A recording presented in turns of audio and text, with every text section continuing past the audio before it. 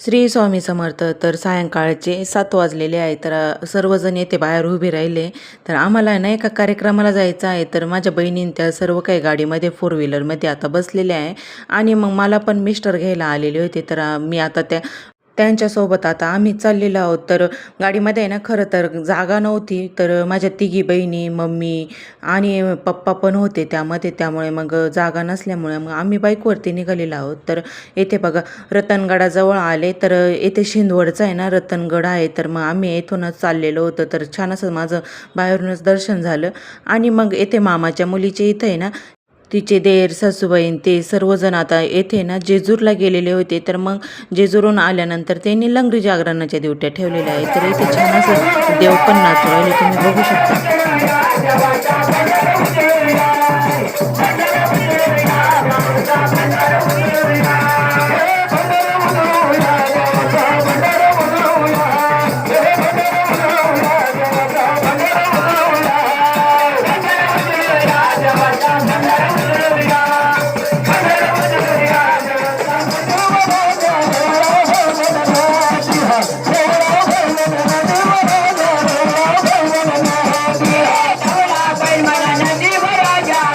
देव भेटून आणल्यानंतर आहे ना येथे लगेचच देव नाचवायला घेतले. तर मग देव नाचवायचे झाल्यानंतर आम्ही पण छान असं जेवण केलं.